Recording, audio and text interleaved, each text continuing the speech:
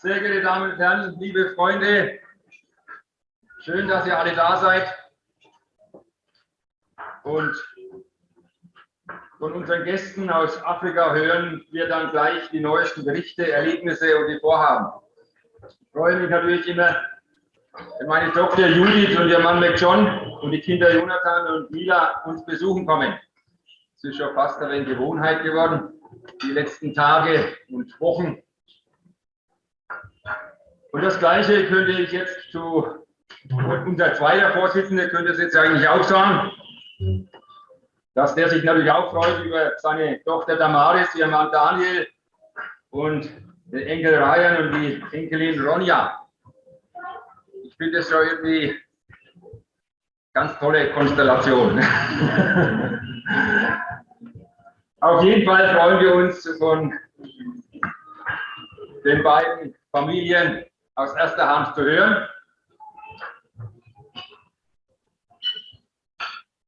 Ich habe heute versucht, die Entfernung eigentlich einzubringen.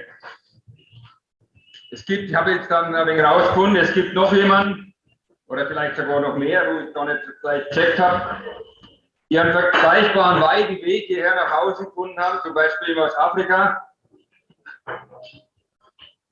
aus Kamerun, den Jerry Jiang ganz herzlich begrüßen.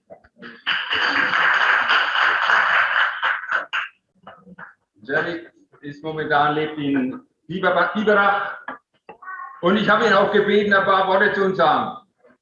Ja? Ja, sag gleich. Kurz eine kleine, wie sagt man? Ja, eigentlich müsst ihr das wissen, aber ich bin schon lange wieder aus dem Amt draußen.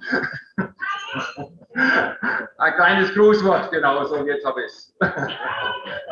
Okay, ich heiße Jerry und ich möchte bitte, dass ich werde in Englisch sprechen, weil mein Wirtschaft ist nicht so stark. So, bitte, darf ich in Englisch? Okay, so my name is Jerry. I live in Biberach and I've been in Germany for.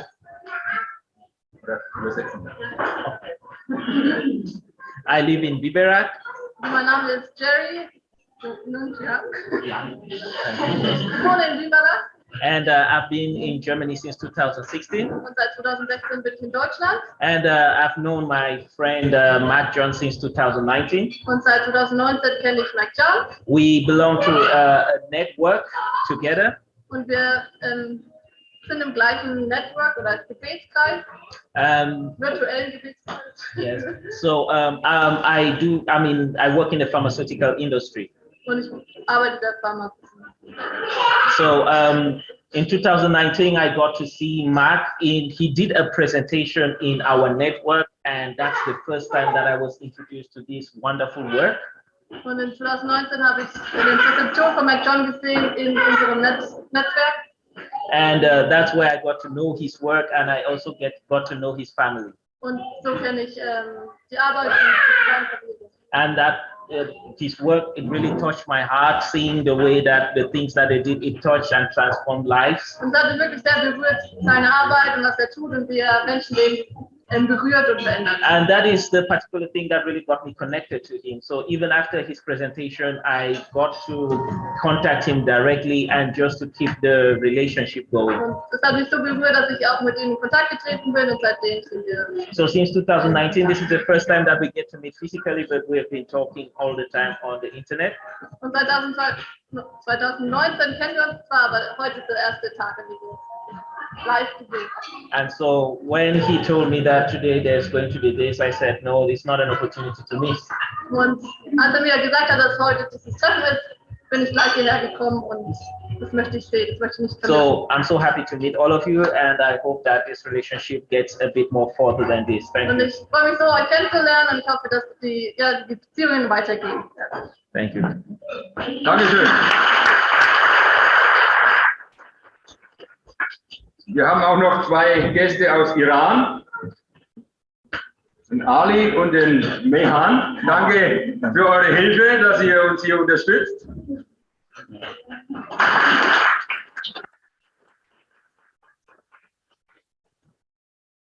Ist noch jemand da, der so weit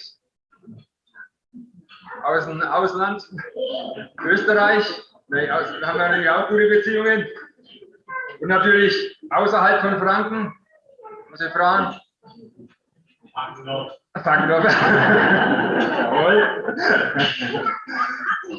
Dann, ich darf ganz besonders eine Gruppe aus Nürnberg vorstellen. Arnold Geiger und Alinda Merdani vom Nehemiah Gateway sind wir ganze Gruppe hier mit 6 Leuten. Ich freue mich, dass ihr da seid und ich darf euch ganz herzlich begrüßen. Es ist eine besondere Beziehung da entstanden mittlerweile und auch vor Ort in Uganda hat Nehemiah Gateway nämlich schon tatkräftig unterstützt.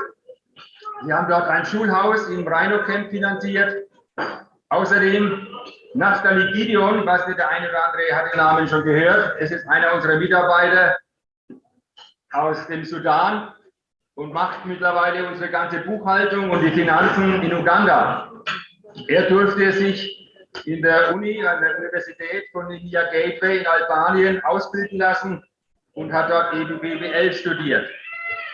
Ganz herzlichen Dank dem Nehemiah Gateway und Arnold Geiger an der Front. Danke, dass ihr da seid und uns hier damit auch unsere, ja, wir schätzen das sehr. Das wollte ich jetzt einfach damit ausdrücken. Ich habe auch Alinda gebeten, auch ein kleines Grußwort an uns zu richten.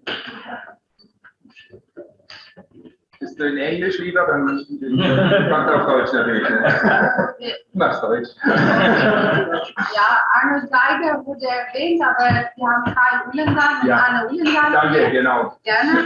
Kai ist der Gesellschafter bei uns und Arne macht auch sehr viel im Marketingbereich und ich darf auch nicht vergessen, Susanna Rodriguez Castillo kommt aus Kuba, ist seit Oktober in Deutschland, seit Oktober 2021 und sie hat auch mit Naftali studiert in der gemeinsamen Hochschule in Albanien.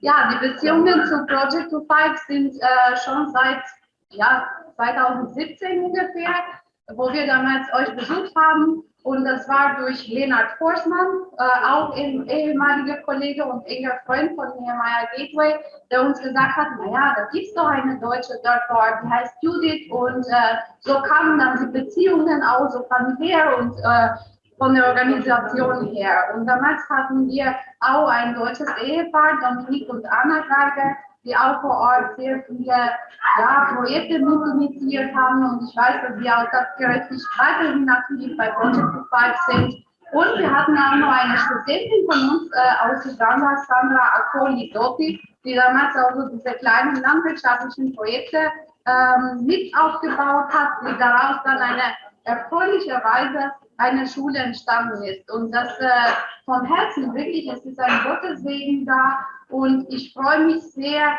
dass wir kooperieren dürfen und weiterhin steht unser Angebot, auch weitere Studenten von Projekt 5 nach Albanien zu bringen und auch, wo wir helfen können, natürlich und auch wir als Organisation von euch lernen dürfen, da freuen wir uns vom Herzen. Weiterhin Gottes Segen, ich weiß, dass die Gruppe vor Ort eine großartige Arbeit macht.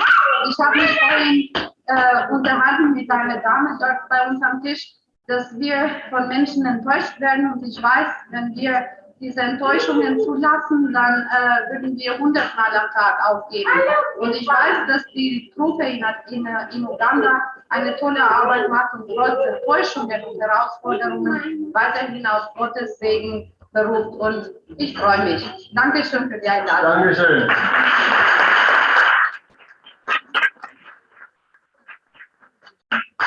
Ich muss auch noch viel lernen, da vorne zu stehen und mehr mitzuteilen. Okay. Aber mein Enkel, der steht schon in den Startlöchern hier.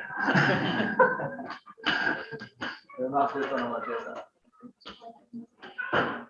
Also danke nochmal an Nehemiah Gateway. Ich habe heute Morgen den Psalm 133, ist mir sehr wichtig geworden. Siehe, wie gut und wie lieblich ist es, wenn Brüder einträchtig beieinander wohnen. Denn dorthin hat der Herr den Segen befohlen, Leben bis in Ewigkeit. Mir ist dann noch dieses Lied dazu eingefallen und ich habe das dann heute Morgen auch schon mal wieder gesungen. Hinematov Umanahim. Auf Hebräisch. Ich weiß nicht, ob wir das jetzt zusammenbringen. Ich will nochmal die entscheidenden Psalmworte vorlesen. Siehe, wie gut und wie lieblich ist es, wenn Brüder einträchtig beieinander wohnen. Denn dort hat der Herr den Segen befohlen. Leben in Ewigkeit. Auf Hebräisch. Hinematov Umanahim. Letzten Sonntag predigte mit John und Judith bei SNC und am Sonntag letzten Samstag und sowas. Da sind auch ein paar Gäste da heute, habe ich mitgekriegt. Und wir waren dann am Sonntag in der Baptistengemeinde in Hanau. Für mich ist das immer sehr ermutigend, da aus erster Hand zu hören und ich freue mich auch schon auf heute. Gott ist treu, das durften wir in den letzten Jahren wieder erleben. Vor circa 2 Jahren sagte ich hier, also wir haben 1 Jahr Pause gehabt, sagte ich hier, dass wir eine wachsende Organisation sind. Wir haben mehr als 40.000 Euro an Spenden und Zuwendungen haben wir damals bekommen. Und letztes Jahr hatten wir doppelt so viel. Dann kann ich Gott nur danken und die Ehre geben. Danke euch allen für das entgegengebrachte Vertrauen in unsere Arbeit hier in Deutschland und in Uganda. Unsere jungen Leute haben einiges vorbereitet. Sie sollen in erster Linie zu Wort kommen. Es braucht nachhaltige Projekte, um den Menschen in Afrika und in den nächsten Jahren langfristig zu helfen. Wir sind davon überzeugt, dass Bildung und Ausbildung langfristige Lösungen bieten. Ich habe da so einen Spruch, den ich mir wieder gern sage. Ich erinnere mich oft an den Spruch von meinem Vater, der sagte immer, was du gelernt hast, das kann dir keiner mehr wegnehmen. Er hat im Zweiten Weltkrieg in einem Kriegsgefangenenlager unter einfachsten Bedingungen lernen dürfen. Höhere Mathematik haben wir sich damals selber beigebracht und mit Erfolg beigebracht. Handwerkliche und technische Ausbildungen haben sich als eine der effektivsten Methoden der Entwicklungshilfe in afrikanischen Ländern herausgestellt. Viele der Schüler können nach der Ausbildung zum Beispiel durch die Gründung eines eigenen kleinen Ladens, Betrieb oder Geschäft zum Familieneinkommen beitragen. Durch die Ausbildung geben wir die Möglichkeit, die Zukunft selbst in die Hand zu nehmen und zu gestalten. Chancen und Perspektiven wollen wir damit aufzeigen und neue Wege öffnen. Die Selbstständigkeit der Menschen fördern, sowohl beruflich als auch persönlich, und ihnen helfen, durch den Glauben an den Gott der Bibel und Jesus Christus wieder Hoffnung zu schöpfen. Soweit meine Einführung. Jetzt darf ich die jungen Leute zu Wort kommen lassen. Die können das sehr gut. So, bitteschön. Hallo, auch von unserer Seite oder von mir. Ich bin die Juli Njida. Und ich mache kurz eine Einleitung, in wer wir sind. Vielleicht kennt auch der eine oder andere uns gar nicht so gut. Genau, wir gehen dann einfach weiter. Wir haben verschiedene Teile oder Projekte in Uganda, die wir vorstellen werden. Und dann unser Team, die wir in Afrika sind. Vielleicht könnt ihr auch kurz aufstehen. Wir sind 2 Familien. Das ist ich mit Judith und Mike Chan. Wir sind eine Familie mit 2 Kindern und dann unser anderes Ehepaar ist Damaris und Daniel Dafam mit ihren 2 Kindern, und wir werden uns die Präsentation so ein bisschen aufteilen. Dann wird es auch nicht so langweilig, weil immer wieder neue Stimmen reinkommen. Genau. Wenn ihr Fragen habt, also kurze Fragen dürft ihr auch gerne mal dazwischen stellen, aber wir haben auch am Ende nochmal eine Zeit, wo ihr gerne Fragen stellen dürft, wenn es dann länger dauert. Ja. Manche Fragen klären sich ja manchmal auch innerhalb der Präsentation später. Genau. Wir sind sehr erfreut, dass ihr alle hier seid, dass ihr euch die Zeit genommen habt, zu hören, was wir getan haben die letzten Jahre in Uganda. Es ist immer schön, eure Gesichter zu sehen. Wir sind sehr dankbar für eure Unterstützung und euer Interesse. Genau, wir heißen Projekt 25 und vielleicht wundert sich der eine oder andere, was bedeutet denn der Name? Und das ist eben aus dem Markus-Evangelium, wo Jesus mit der ganz großen Menge von über 5000 Menschen an einem einsamen Ort ist und die Leute Hunger haben. Und die Jünger kommen zu Jesus und sagen, die Leute haben Hunger, schick sie weg. damit sie sich was zu essen holen können. Aber Jesus sagt den Jüngern, nein, gebt ihr ihnen zu essen. Und daraufhin sagen die Jünger, wir können ihnen nichts zu essen geben. Wenn wir ihnen jetzt Essen kaufen gehen müssen, dann müssen wir ein ganzes Jahr lang arbeiten, um ihnen das Essen zu finanzieren. Also wir können es nicht. Und dann fragt aber Jesus die Jünger, aber was habt ihr denn? Und darauf bringen die Jünger ihm 5 Brote und 2 Fische. Und Jesus nimmt diese 5 Brote und 2 Fische und wir lesen weiter, dass all diese Menschen satt geworden sind und er hat es gesegnet und alles ist satt geworden und es war sogar noch was übrig. 12 Körbe heißt dann in Markus 6, könnt ihr gerne nachlesen, die Geschichte von 31, so fängt es an. Also das ist unser Name, wir glauben, da ist eine große Not und wir sehen eine große Not und wir glauben, dass Jesus uns fragt, okay, was kannst du tun? Und wir sind die, die sagen, okay, wir können das und das tun. Es wird niemals genug sein, was wir tun selber, aber wir vertrauen darauf, dass Gott das Seine dazugeben wird. So viel zu unserem Namen Projekt 25. Also 5 Brote und 2 Fische.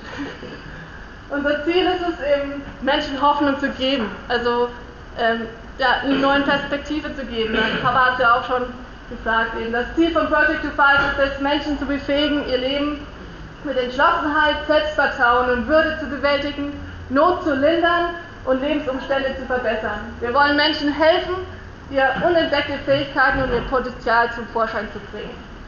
Genau, und das tun wir durch verschiedene Projekte in verschiedenen Sachen mittlerweile. Wir sind in den letzten 2 Jahren auch sehr viel gewachsen, haben neue Sachen, also neue Zweige aufgemacht. Kurz zu unserer Geschichte. Mike Chan ist unser Gründer, der hat das Projekt gegründet und er hat das Projekt im Südsudan in einer Stadt namens Juli gegründet und dort waren wir seit 2014. Ja. Und mittlerweile sind wir allerdings in Uganda, weil 2016 der Bürgerkrieg in Südsudan wieder groß ausgebrochen ist und wir dort nicht mehr sicher waren und sind dann mit den Leuten nach Uganda geflohen, zusammen eigentlich, mehr oder weniger. Und dort hatten wir viel Gnade und konnten unser Projekt dort wieder aufbauen. Deswegen sind wir jetzt in Uganda, haben dort 3 Standorte in Uganda selber. Unser Team in Afrika, habe ich ja schon vorgestellt, sind eben hier 2 Familien, die wir auch heute hier sein dürfen. Und wir haben auch noch 2 andere Missionare dort. Das eine ist Naftali Gideon, der ja auch schon erwähnt worden ist, der durfte ja bei Nehemiah studieren. Dann eine andere Missionarin, die Michelle Bola, sie ist auch aus Nigeria, die auch zu uns gestoßen ist und uns dort weiterhilft. Zudem haben wir natürlich, arbeiten wir nicht alleine, sondern wir haben mittlerweile ein Team von über 44 oder so um die 44 im Moment Mitarbeiter, die mit uns helfen und die auch also meistens angestellt sind von uns. In den verschiedenen Schulen und der Landwirtschaft und in verschiedenen Zweigen, die wir haben. Wir haben auch ein Team hier, das gerade sehr tatkräftig hier arbeitet in Deutschland. Und viele von Ihnen sind heute hier und ich möchte Sie einfach mal bitten, auch kurz aufzustehen, damit man eure Gesicht auch sieht. Es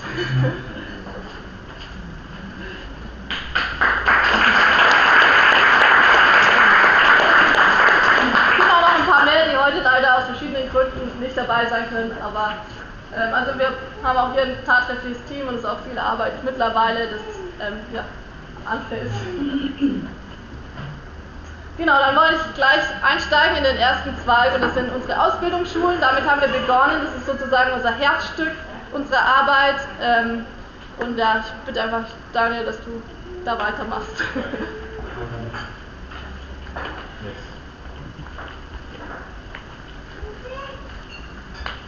Okay, I've been introduced already, so I'll just go into the presentation.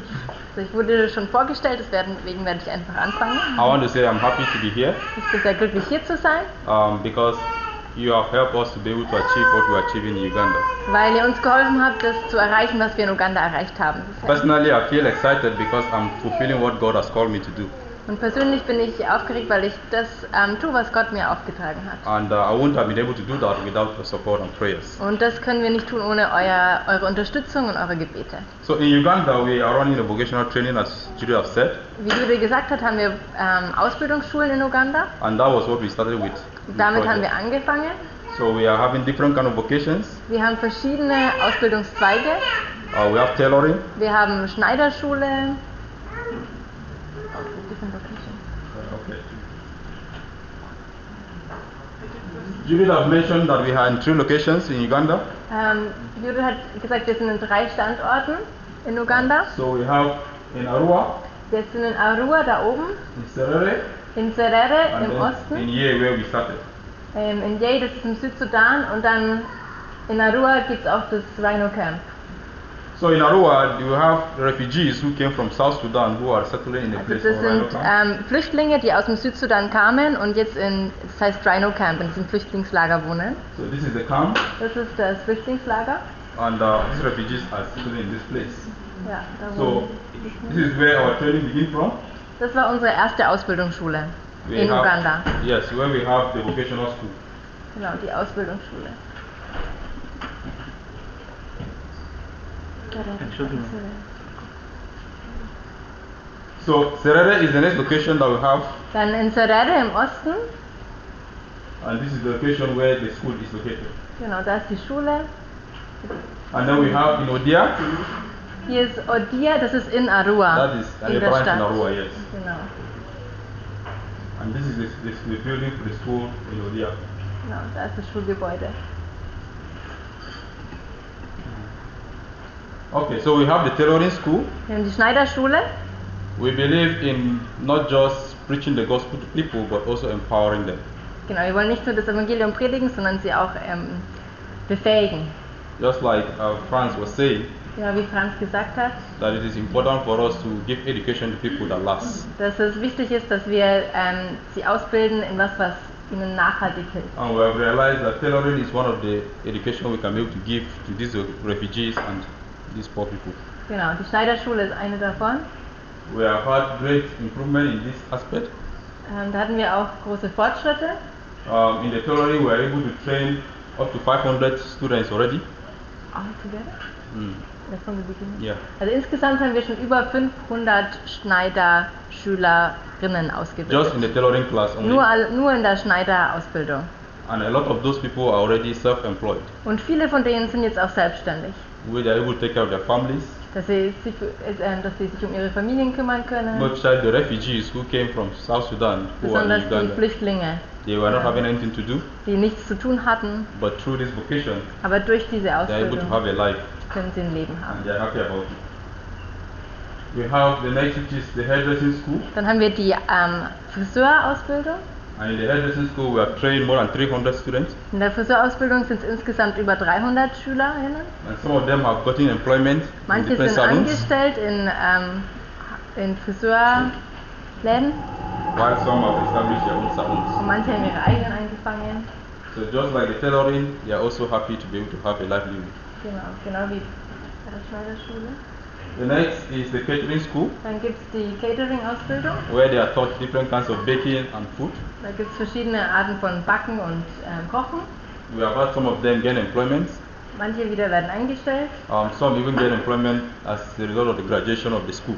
Ja, manchmal während der Abschlussfeier, wenn da Leute sind, die andere einstellen, bekommen sie dann sofort einen Job.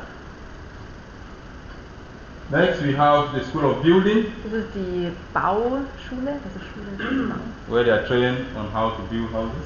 Also wollen sie so einfache Häuser bauen lernen. And in this school, we have trained more than 100 students. Da gibt es mehr als 100 Schüler, die abgeschlossen haben bisher. Some of them, we still use them when we have construction within the project. Genau, wenn wir selber was bauen müssen, dann stellen wir die auch noch an. And whenever we know of any construction, we also send them to do Ja, construction oder work. schicken sie, wo wir wissen, dass es So Arbeit gibt. they have been doing good jobs so far, Ja, die machen eine gute Arbeit and they are able to gain their livelihood from it. und da auch eine. These are mostly young boys who are school dropouts. Also sind oft junge Männer, die die Schule nicht abgeschlossen haben. Some of them are addicts, Manche sind auch abhängig, but when they came to the project, they were able to gain transformation. aber es hat ihnen geholfen eben beim Projekt. Some of them have lost hope to life, but the project was able to help them gain hope again. Ja, und durch das Projekt haben sie wieder Hoffnung für ihr Leben. And so they are very happy. The next is the discipleship we do. Agriculture. This is the agricultural school, sorry. Die Landwirtschaftsschule. In the agricultural school, In der Landwirtschaftsschule. We're able to have a farm, which Mark John will talk about it later. Genau, da wird der McJohn später mehr drüber reden, über die Farm, die wir haben. So when he comes, he will explain the agricultural school better. Genau, da wird er nochmal drüber reden. Okay, this year, Dieses Jahr, Könnt ihr stehen auf der anderen Seite? Danke. Sorry. we are not seeing. Okay. This year, dieses Jahr through a partner organization called ORA, durch Austria, eine andere Partnerorganisation namens ORA Österreich they were able to help us establish 2 schools. konnten sie uns helfen, 2 weitere Ausbildungen anzufangen. School of Driving and Mechanic. Eine Fahrschule und eine Automechanikschule. It has been one of our vision, Das ist Teil unserer and Vision God has helped them to establish it for us. gewesen und jetzt konnten wir es aufbauen. So we have the students for mechanic. Das sind die Mechanikschüler, We have about 9 students die 9 Schüler, who are in this school currently. die in der Ausbildung sind momentan. And this is the first time we're having it, Das ist also das erste Mal. so it's still running right now. Ja. It goes for 2 years. 2 Jahre, die Ausbildung ist 2 Jahre lang. And the driving school, Und die Fahrschule it also started this year. ist auch dieses Jahr erst angefangen. We are able to graduate 5 students already in the driving school Also 5 Schüler haben schon ihren Führerschein machen können who were able to get their driving permit in Uganda. und die haben jetzt ihren ugandischen Führerschein. In fact, some of them are refugees from South Sudan. Also manche waren auch Flüchtlinge im Rhino Camp. So it has been difficult for refugees to get driving permit in Uganda. Und es ist schwer für Flüchtlinge einen Führerschein in Uganda zu machen. But when we begin this school, we're able to bridge that gap. Aber mit dieser Schule konnten wir Also- konnten wir da die Lücke füllen. Yeah. So currently we have students also ongoing the school. Und wir haben auch im Moment Schüler in der Fahrschule. So last 2 years, as you know, we have had corona problems. Und während den letzten 2 Jahren gab es halt Corona-Einschränkungen. So we're not able to run our school as expected Also konnten wir die Schule nicht wie gewohnt fortführen, because there was lockdown. weil auch Uganda im Lockdown But war. what we did is to empower our staffs Was wir gemacht haben, ist in unsere Mitarbeiter zu investieren, through discipleship training, durch Jüngerschaftstraining. because our staffs are the ones that have direct contact with the students. Weil unsere Lehrer, also sind die Lehrer, die sind die den direkten Kontakt mit den And we Schülern felt haben. like if their life is transformed, they can pass that light to the students. Und wir dachten ja, wenn ihr Leben selber verändert ist, dann können wir dieses Licht den Schülern weitergeben. So we have our partner Steve Beck, an American who came to help in the discipleship training. Ja, das ist der Mann ist ein Partner von uns, der da geholfen hat und die Mitarbeiter unterrichtet hat. So far we are having these schools ongoing right now. Im Moment laufen die Schulen gerade auf. All the 5 schools that I've mentioned, Alle 5 the Ausbildungszweige, tailoring, die catering, Schneiderschule, hairdressing, agriculture, Friseur, Landwirtschaft, building, Bauhochschule and the additional 2 of mechanic and driving. und auch die Mechanik und Fahrschule. And in these current schools we have about 165 students right now. Also im Moment haben wir 165 Schüler, also die gerade in der Schule sind. I want you to know that we Verschiedenen Schulen. wouldn't have achieved any of this without your support. Und das hätten wir nie geschafft ohne eure Unterstützung. Just like the Bible says in the book of Romans, So wie die Bibel sagt, how can the people hear the gospel wie können die Leute das Evangelium except they hören, are being sent? außer wenn sie gesandt werden. So we felt like you have sent us. Also ihr habt uns gesendet, Like I said, we are fulfilling our purpose, but also you are fulfilling your purpose by sending us there.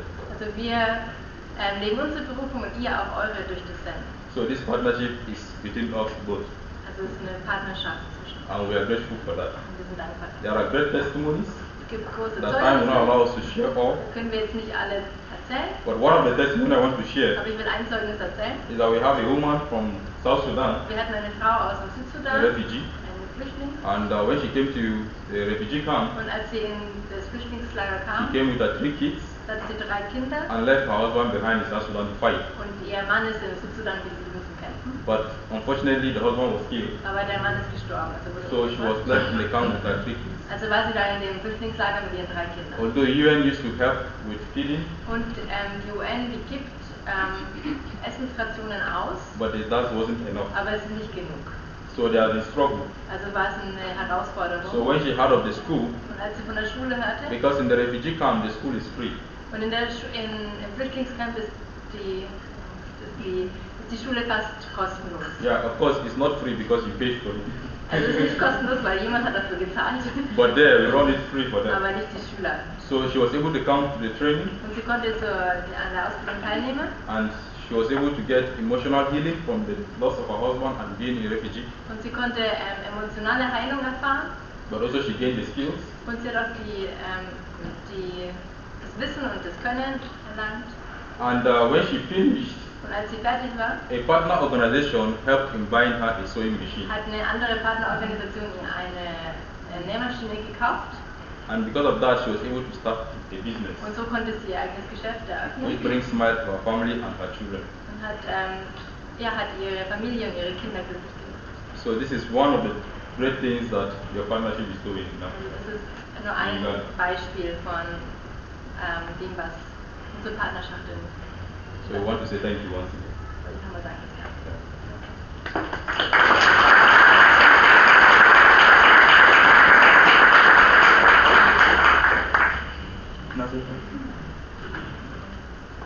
Okay. Also dann haben wir noch was relativ Neues in den letzten Jahren angefangen. Das ist Nazareth Haus, unser Kinderzentrum. Es heißt Nazareth Haus, weil Jesus in Nazareth aufgewachsen ist.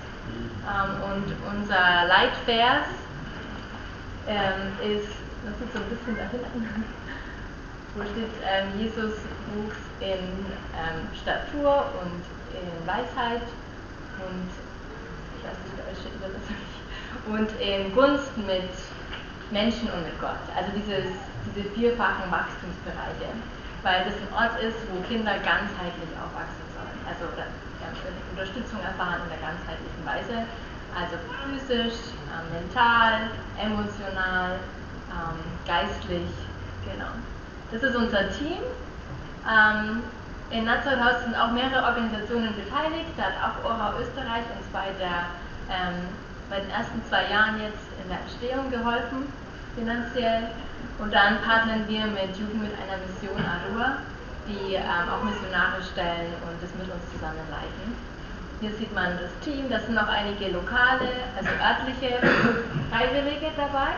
Also Leute, die nicht bei uns in der Organisation sind, die keine Missionare sind, die haben ihren normalen Job oder Familie, aber die investieren trotzdem einen Nachmittag in der Woche, um mit den Kindern zu sein. Und das ist auch unser Ziel, damit das Ganze nachhaltig ist und auch von dem Dorf oder der Ortschaft selber auch mitgetragen wird und nicht nur von außen. Ja, das ist einer von diesen örtlichen Freiwilligen, der den Kindern Batik-Sachen beibringt. Das fanden sie ganz spannend. Wir haben, auch wegen Corona konnten wir letztes Jahr zum Beispiel nur 7 Wochen lang öffnen und dann mussten wir wieder zumachen, weil sie uns die gleichen Regeln wie Schulen auferlegt haben. Und die Grundschulen zum Beispiel waren über 1,5 Jahre fast alle komplett zu. Waren eben ein paar Wochen offen und dann nur für die älteren Klassen, aber die Kinder in Uganda sind wirklich benachteiligt worden durch diese Einschränkungen. Und 2 Jahre lang fast keine Schule. Das hat wirklich viel ausgemacht, hat auch viele chinesische Schwangerschaften, frühe heiraten, alles Mögliche begünstigt. Genau, aber wir konnten letztes Jahr etwas aufmachen. Später dann zeige ich noch, was wir noch gemacht haben in den Schließungen. Wir haben teilweise bis zu 200 Kinder, die zu den normalen Programmen kommen, je nach Zeit, also in den Ferien sind es mehr, in der Schulzeit etwas weniger. Das ist jetzt das Gebäude, das wir momentan haben, da mieten wir und haben dann so eine kleine Halle gekauft. Genau. Da haben wir, wöchentlich haben wir 2 öffentliche Programme, also für alle Kinder kommen können. 3 haben wir Dienstag, Freitag, Samstag, mit denen wir verschiedene Sachen machen. Wir haben ein Bibelprogramm, wir haben verschiedene Themen, die wir durcharbeiten. Zum Beispiel haben wir über Straßensicherheit geredet, wie man über die Straße geht und so Sachen, weil da so viele Verkehrsunfälle sind. Oder über Inklusion, verschiedene Themen. Sowas wie Hausaufgabenhilfe haben. Ja, einfach verschiedene Lernmöglichkeiten auch, zu denen die Kinder keine Möglichkeit, also keinen Zugang haben, oft in den Schulen oder zu Hause. Oft einfach nur, wenn wir malen, sind sie ganz aufgeregt. Malblätter gibt und Stifte, davon können sie gar nicht genug bekommen. In den Ferien vor allem, aber auch so haben wir manchmal Clubs oder besondere Kurse. Also das ist so ein Laptop- oder Computerkurs, den wir in den Ferien hatten, jeweils eine Woche lang. Hatten sie irgendwie Älteren, die schon lesen können, die hatten dann die Möglichkeit, was an den Laptops zu lernen. Haben wir 10 Laptops gespendet bekommen und konnten die benutzen. Genau, in Corona-Zeit haben wir Hausbesuche gemacht. Also statt, dass die Kinder zu uns gekommen sind, sind wir zu den Kindern gekommen. Sind immer zu den gleichen Familien jede Woche und haben ihnen Arbeitsblätter ausgeteilt, weil sie keine Schule hatten, damit sie einfach ein bisschen aktiv bleiben, je nach ihrer Alters- und Könnensstufe, und haben dann in der nächsten Woche dann das korrigiert und neue ausgegeben.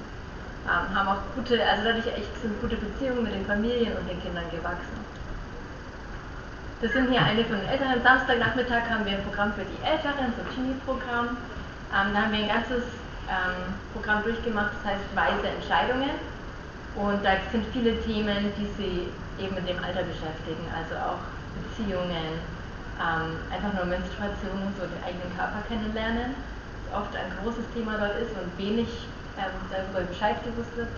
Auch in Uganda, der allergrößte Teil der Frauen wird vor dem 20. Lebensjahr schwanger, das erste Mal. Und das ist natürlich was wir vermeiden wollen, also auch das ohne Heirat, ohne nichts, und darum ging es auch sehr viel. Und Verantwortung ist einfach weise Entscheidungen für die Zukunft. Manche wissen auch gar nicht, wie man schwanger wird, dann ist es schwer, das zu vermeiden. Deswegen haben wir das war alles mit in dem Kurs dabei. Jetzt haben wir auch weiter ein Nachmittagsprogramm für diese Altersgruppe, so ab 12, 11, 12. Da haben sie Masken gemacht. Genau. Genau. Dann arbeiten wir eben viel mit Familien. Es ist eben ganzheitlich. Wir wissen, dass Kinder am besten in einer gesunden, glücklichen Familie aufwachsen. Deswegen sehen wir nicht nur die Kinder losgelöst, sondern mit den Familien zusammen. Deswegen haben wir Elternseminare, in denen es um eben Themen der Elternschaft geht, aber auch haben wir auch Seminare gemacht zu sowas wie Gärtnern oder Ernährung, zu Backen, also dass man einfach auch den Müttern kurz was beibringen kann, mit dem sie das Familieneinkommen verbessern können. Und alles Mögliche, was daheim das Leben verbessern kann. Hier eine Gruppe von Müttern, Großmüttern, Tanten. Da kommt später noch ein bisschen was dazu. Ja, also es ist wirklich, an Nazaros Ding es ist wirklich sehr offen, je nachdem, was die Freiwilligen auch machen wollen. Also wir hatten einen Tanzclub, als wir eine Freiwillige aus Deutschland da hatten, die gerne tanzt. Wir hatten schon Backclubs, wo die Kinder backen lernen. Wir hatten Bastelclubs, alles Mögliche. Es geht darum, Beziehungen mit den Kindern aufzubauen und ihnen auch Liebe und Sicherheit zu geben. Was ihnen oft, also viele von unseren Kindern daheim nicht so mitbekommen. Und ein großer Ding ist auch, das Nazareth-Haus soll einfach ein sicherer Ort sein, wo sie das erfahren, diese Annahme. Haben wir hautnah vor einigen Wochen erfahren, als ein betrunkener, gefährlicher Mann kam, einer, der bei den Kindern, einen von den Kindern zu Hause wohnt und uns gedroht hat. Also es war wirklich gefährlich, dass jemand kam, um ihn wegzunehmen. Und ich habe nur gedacht, diese Sicherheit, einen sicheren Ort anzubieten, ist wirklich die Basis dafür. Die Kinder wissen, da wird mir nichts passieren, weil sie daheim manchmal nicht das Umfeld dafür haben. Genau. Also das ist unser Traum vom Nazareth-Haus und wir sind so glücklich, dass das jetzt alles sich so entwickelt hat, dass wir so viele Kinder haben und Eltern auch, die kommen. Wir hatten auch einen Elterntag, an dem über 70 Eltern da waren, einfach nur um zu sehen, was wir tun, die sich auch immer sehr dankbar dafür äußern. Wir machen auch manchmal Nothilfe. Letztens bei einer von den Hausbesuchen fanden wir einen Junge, der alle Symptome eines gebrochenen Fußes hatte, aber die Eltern hatten, es schien nicht, als hätten sie vor, ihn irgendwo zum Arzt zu bringen, weil kein Geld da war. Und es war aber ein Junge, der immer kommt, also der immer regelmäßig zum Nazareth-Haus kommt, und da konnten wir dann mit ihm so einer Nothilfe helfen, dass er einen Röntgen und dann also das gar nicht geschieden wurde, weil es tatsächlich gebrochen war. Genau. Also einfach so, es ist eben ein umfängliches Kinderzentrum, das in allen Bereichen zu helfen. Ja. Dann ist der Ort, wo wir sind, ist nur gemietet. Die Halle ist klein, also da passen normalerweise, also sollten keine 200 Kinder reinquetschen. Es ist sehr schwer, die dann ruhig zu bekommen. Und generell auch nicht günstig. Also das sind noch 3 kleine Räume, wo wir alles reinstopfen müssen. Die ganzen Tische und Stühle. Und deswegen sind wir sehr dankbar, dass wir jetzt seit 2 Wochen haben wir ein neues Land komplett abbezahlt. Auch in der gleichen Gegend, also ganz in der Nähe, aber viel größer, mit viel Potenzial, und das ist dann eben, bildet auch für uns ein bisschen eine gewisse Sicherheit, weil es nicht nur gemietet ist. Unser Vermieter im Moment ist auch nicht sehr kooperativ. Und wenn man einfach einen Ort hat, der einem wirklich gehört, da zeigen wir gerade den Kindern das Land und haben auch mit ihnen dann dort gebetet. Wir haben sie auch mit einbezogen von Anfang an. Haben sie auch Vorschläge machen lassen, wie denn für sie das Land ausschauen soll, was sie wollen, weil es auch oft in der Gesellschaft fehlt, dass die Kinder selber eine Stimme haben. Genau, also das ist das neue Land. Da beten wir dafür, sind sie auch alle ganz begeistert davon. Haben auch große Träume, als sie es gemalt haben, gab es Hubschrauber und 3-stöckige Gebäude. Das wird wohl eher weniger, aber Genau, also das Land gehört jetzt uns. Jetzt geht es ans Bauen, hoffentlich. Dafür sind noch keine Finanzen da, aber dafür, dass wir das Land viel größer kaufen konnten, als wir dachten, vertrauen wir auch doch, dass das Bauen geht. Das ist jetzt ein erster Entwurf, wie es ausschauen könnte. Genau.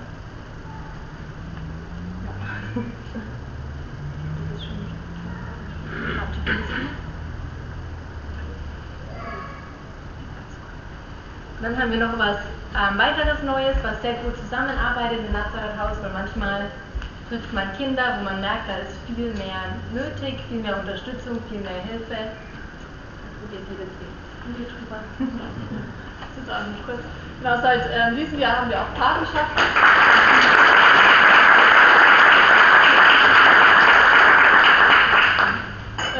Schule in Uganda ist nicht kostenfrei, jegliche Schulen, auch die öffentlichen Schulen kosten Geld. Öffentliche Schulen nicht so viel, aber wenn du gar kein Geld hast, ist auch ein bisschen was schon zu viel. Und seit diesem Jahr haben wir eben Patenschaften, wir wachsen da jetzt rein, um einfach das Kind zu unterstützen, in die Schule zu gehen. Aber wir sehen auch hier wieder das Kind als ein Gesicht seiner Familie, seines Umfeldes, und wollen eben mit dem Geld, das sind dann 35 € im Monat, das Kind in die Schule schicken, und auch die ganzen Materialien, die es braucht, um in die Schule zu gehen, werden mit diesem Geld abgedeckt, und aber auch ein bisschen geht in Familienhilfe, um da einfach den Familien auch zu helfen, ihr Einkommen zu steigern. Zum Beispiel haben wir bei manchen Familien ihnen ein Stückchen Land gemietet, und sie können jetzt das Land bearbeiten und dadurch entweder einfach durch Gemüse und andere Sachen ihren Lebensunterhalt aufbessern, indem sie es verkaufen, oder einfach auch selber natürlich essen, wie sie das handhaben wollen. Das ist dann natürlich auf ihnen zu haben. Das ist immer diese Gratwanderung zwischen, dass man sie nicht in die Abhängigkeit bringt von einem, aber sie trotzdem zu unterstützen in einem Weg, dass sie wirklich unterstützen in die Selbstständigkeit. Und das ist unser neues Projekt zusammen. Das war's.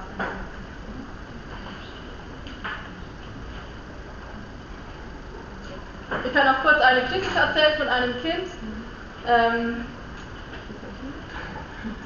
Zum Beispiel, also wir haben viele Waisenkinder oder Kinder, die verlassen worden sind. Wir haben einen Jungen, der ist, sein Vater lebt noch, der wohnt jetzt mit seiner Tante.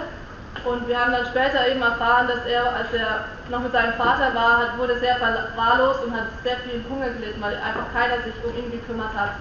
Und der Junge kam dann zu seiner Tante und wohnt jetzt seit einigen Jahren auch bei seiner Tante. Dort ging es ihm auch schon wieder ganz gut, als wir ihn getroffen haben.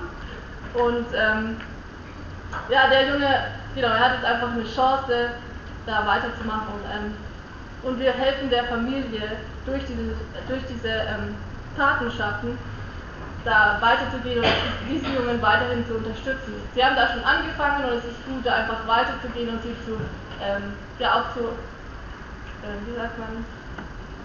ermutigen, Hilfe zu geben, weil dann hat er sein familiäres Umfeld immer noch und wir müssen es nicht geben, wir haben kein Kinderheim in dem Sinn, sondern wir lassen die Kinder in ihrem Zuhause und versuchen da einfach die Kinder in ihrem bestehenden Umfeld zu fördern. Okay.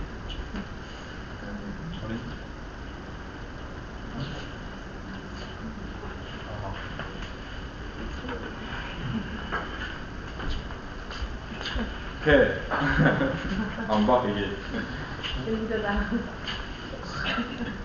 So, we also have a way of reaching out to the communities. Wir haben auch eine andere Art, zu den verschiedenen, also Ortschaften zu helfen. One of the areas in which we reach out to the communities through sport ministry. Und eins davon ist Sport. We have an adult football team. Es gibt eine erwachsene Fußballmannschaft. We have the women football team. Es gibt eine Frauenfußballmannschaft. And we have the children football team. Und Kinderfußballmannschaft. So we help these young people to be able to have passion and vision for life. Also es hilft einfach den jungen Leuten eine Leidenschaft, eine Vision fürs Leben zu haben. We believe that this can be a privilege for them to be able to go far in their life.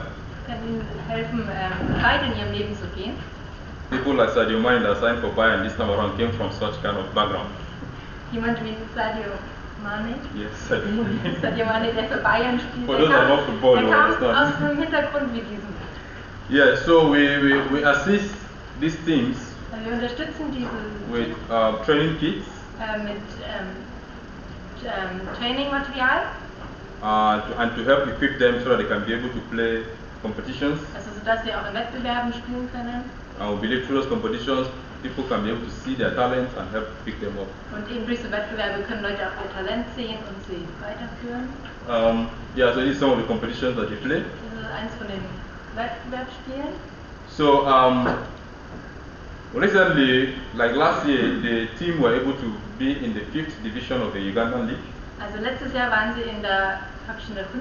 Liga in Uganda. Yes, although they did not proceed because they lost in penalties, but we are preparing them to go back again this year for the same competition. Elfmeter haben sie verloren und konnten nicht weiter aufsteigen, aber dieses Jahr probieren sie es nochmal. Another way we reach out to the communities is through a baking course that we do for 2 weeks. Und dann gibt es noch Backkurse, die wir machen, jeweils immer 2 Wochen lang. Not everybody has the opportunity to come to the vocational school. Nicht jeder kann eine Ausbildung abschließen bei uns. Either because of their engagement or because of the distance. Entweder sie sind zu beschäftigt dafür oder wegen der Entfernung. So what we do is we take the vocation to where they are. Also bringen wir praktisch die Ausbildung zu ihnen. So we go for 2 weeks baking course for them to learn basic cakes and bread. Also gehen wir für 2 Wochen dahin, wo sie sind. Because in Uganda, cakes is a very big business because they do it in birthdays and weddings a lot. Genau, Kuchen ist ein gutes Geschäft in Uganda, das brauchen sie immer für Geburtstage und Hochzeiten. So we train pastors' wives. Da haben wir Ehefrauen von Pastoren And we trainiert. go to villages where the school is not able to reach. Manche gehen wir zu Dörfern, also wo sie einfach zu weit weg sind von den So that we can also make broader impacts wherever we wir mehr Einfluss da haben können.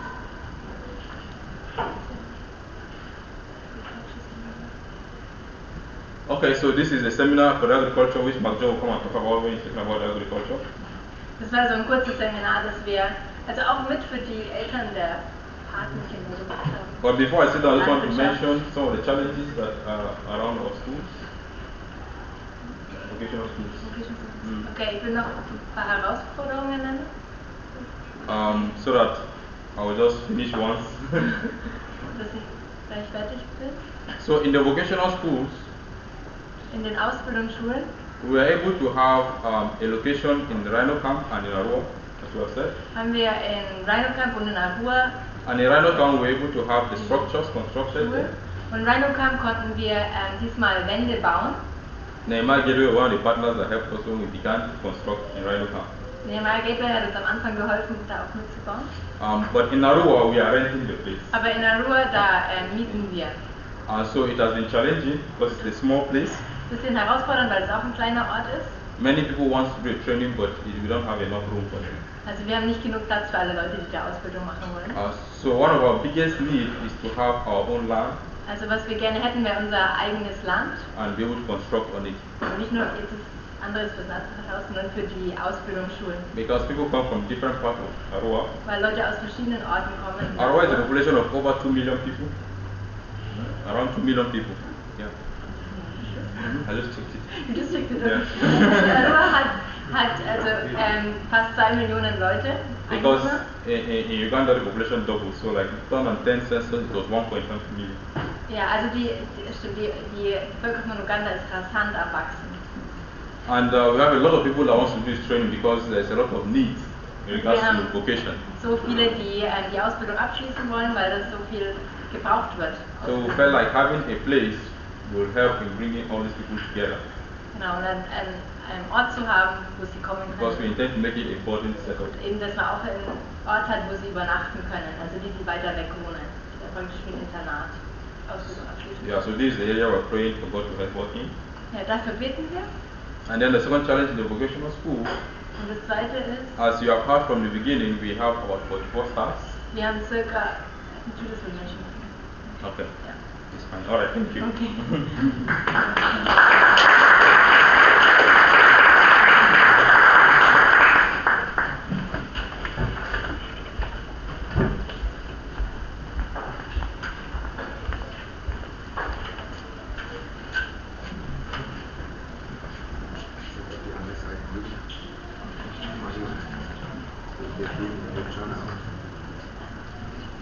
Okay, was wir auch noch tun, in den Corona-Zeiten konnten wir in der Krisenzeit Essen ausgeben, dadurch, dass die Corona-Regulierungen vielen Menschen den Lebensunterhalt genommen haben, dadurch, dass sie einfach nicht mehr, zum Beispiel, wir haben ganz viele Taxis als Boda, wir nennen es Boda, das sind so Motorräder, auf denen man einfach Taxi fährt, also man zahlt sie und dann fährt er dich wohin. Und sie waren natürlich durch Corona-Regelungen nicht mehr erlaubt, natürlich, weil man sehr eng aneinander sitzt. Und diese ganz vielen Menschen hatten dadurch eben keinen Lebensunterhalt. Und viele leben halt von dem, was sie an dem Tag verdienen, das ist auch, was sie essen. Und dadurch hatten wir auch sehr großen einfach Hungerleiden und wir konnten eine große Aktion starten, indem wir auch über 1000 Familien Essenspakete geben konnten. Also es war noch eine Aktion, die wir jetzt in der Corona-Zeit gehabt haben. Und wir konnten auch andere Materialien wie Decken ausgeben. Genau. Und jetzt haben wir einen kurzen Film. Ich muss hier nochmal für die Landwirtschaft, Schule und ja.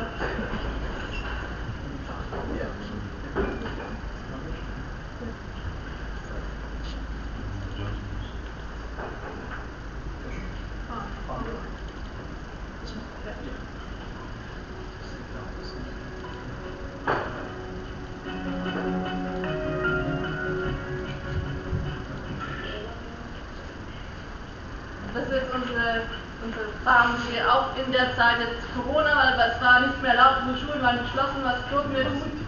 Wir durften bauen und wir durften Landwirtschaft betreiben.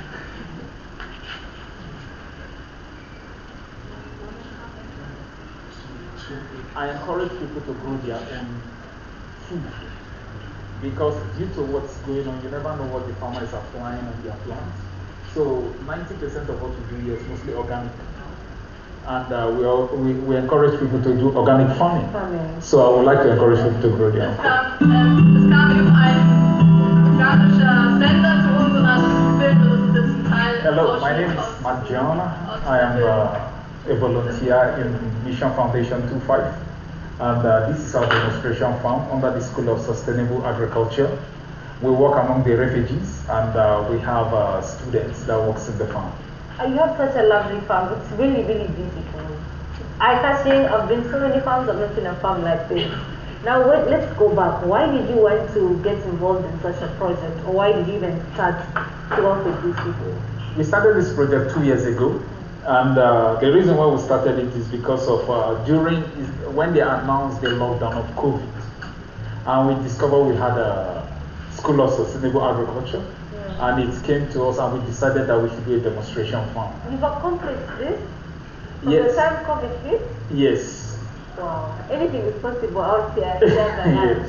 Now, what made you decide on the crops Yeah. to plant? What made you decide on which crops to take on? In this demonstration farm, 90% of what we grow here is vegetables.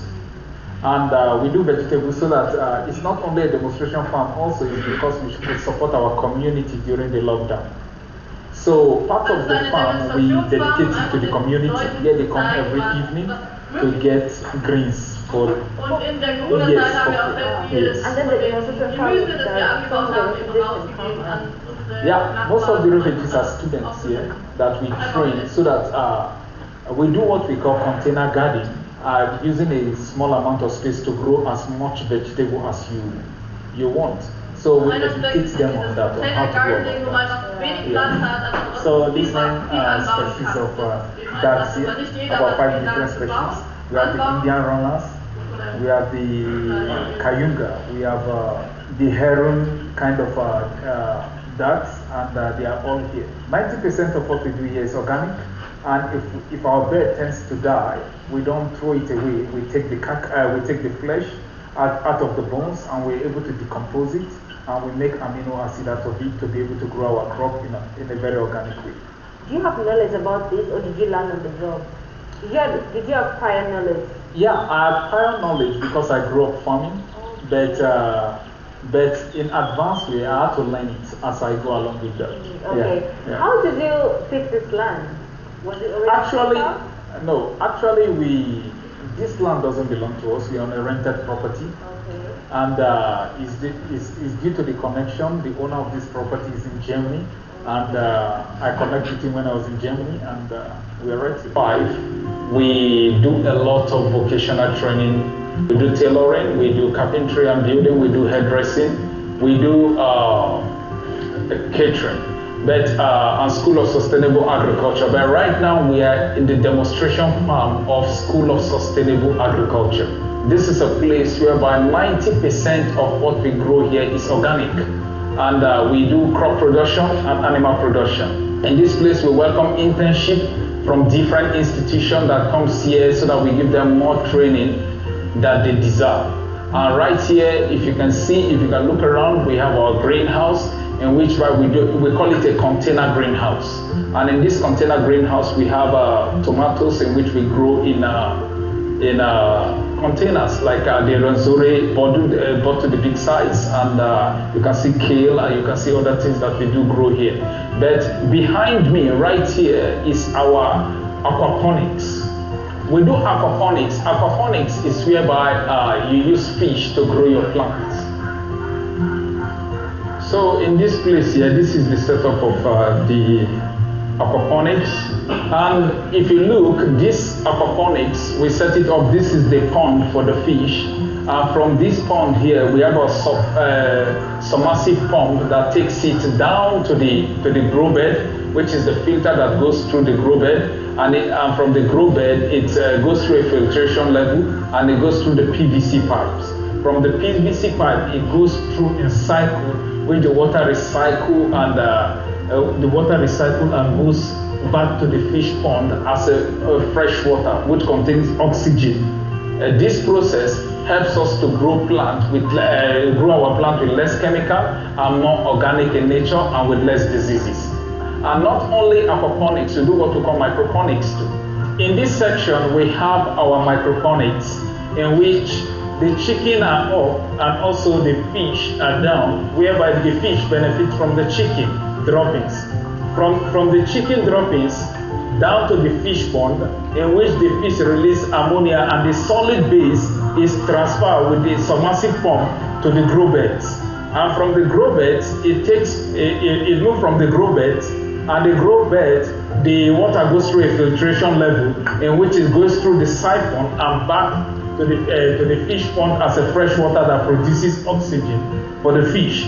And if you look at over there, the first filter over here is the mechanical filter, in which the water goes through. From the mechanical filter, it goes to the biological filter. In this filter here, This is where the bacteria are formed and which is passed to the PVC pipe that enables the plant to grow very well.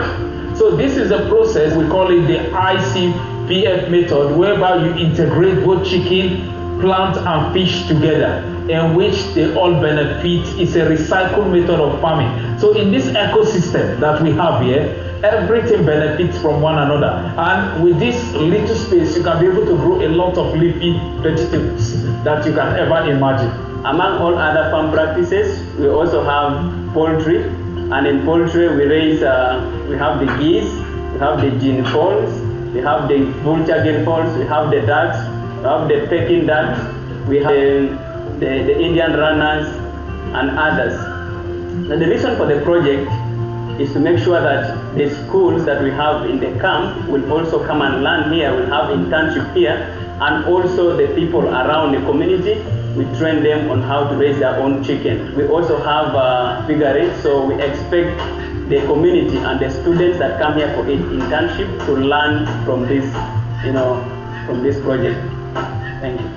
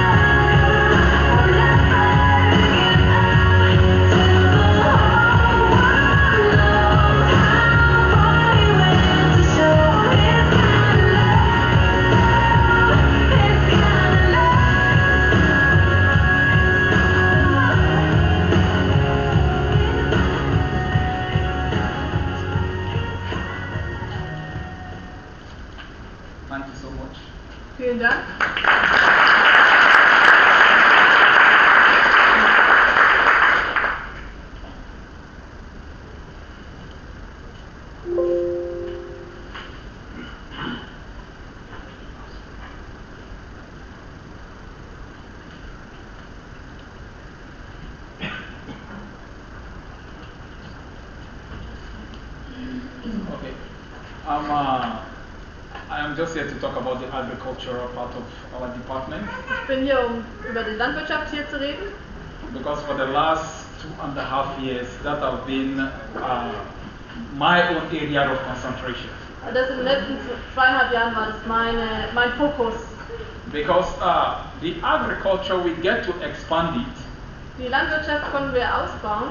Because when the government announced lockdown, als eben die Regierung den Lockdown ausgerufen hat, that is when we realized we have hunger in Uganda. Dann haben wir auch gesehen, dass da viel Hunger herrscht in Uganda. Because if you understand how most African countries get income, is on daily, you depend on what you get daily. Du wirst verstehen, dass die afrikanische Kultur oft davon abhängig ist, von dem, was du täglich verdienst. Also nicht monatlich, sondern es ist wirklich dieses tägliche Arbeiten und Essen. Some family have to do some kind of job daily to earn something little so that they can feed on it. Viele Familien, die verdienen was am Tag und mit dem Geld, das sie an diesem Tag verdienen, bezahlen sie Essen für diesen Tag. So they announced the lockdown, nobody should go out because of COVID. Und sie haben eben den Lockdown ausgerufen und niemand soll rausgehen wegen Covid. So everybody is at home. Und jeder muss zu Hause bleiben. But the government permit us to farm. Aber die Regierung hat es erlaubt, eben Landwirtschaft zu betreiben. You say, if you have a farm, you're a farmer, go and farm. Wenn du ein Landwirt bist oder ein Bauer bist, dann kannst du gehen und deine Landwirtschaft betreiben.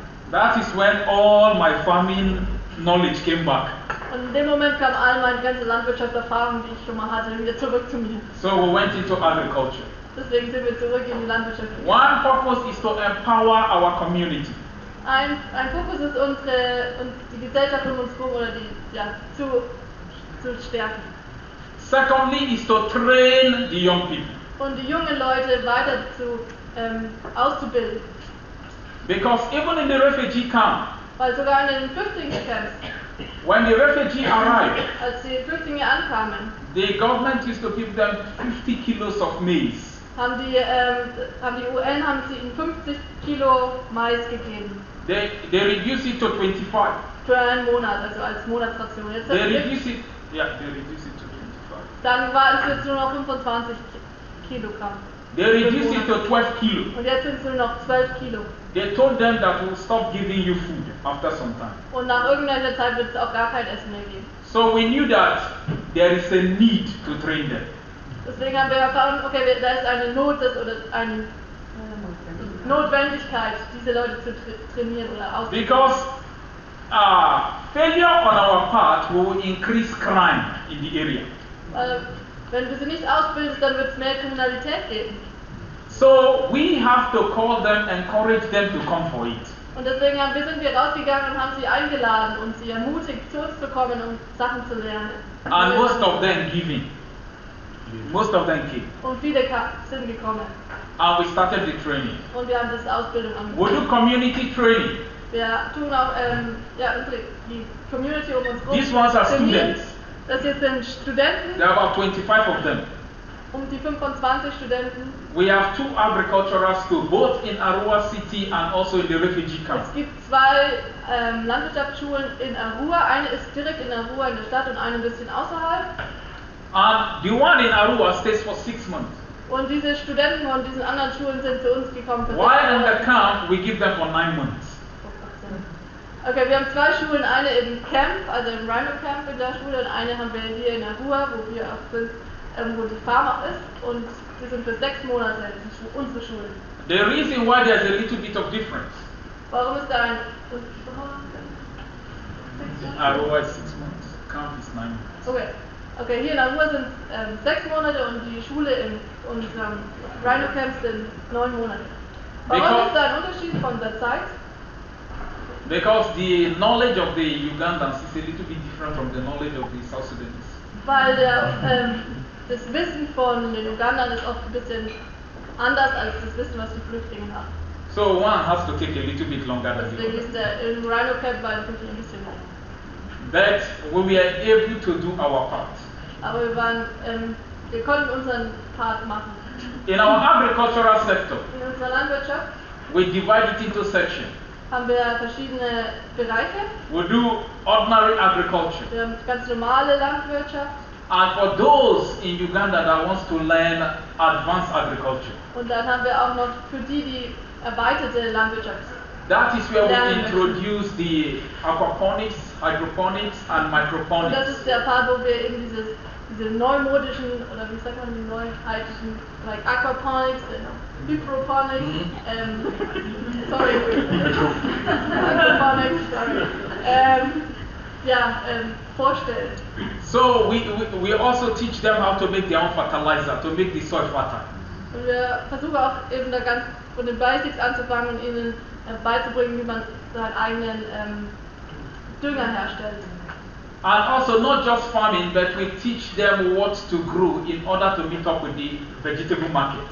Und auch ihnen zu lernen, welche Pflanzen oder welches Gemüse anzubauen, um auch die Nachfrage, nach der Nachfrage zu gehen. So we have planting seasons, and we tell them what to plant in Es different gibt ja seasons. verschiedene Saisons und was baust du in welcher Saison an.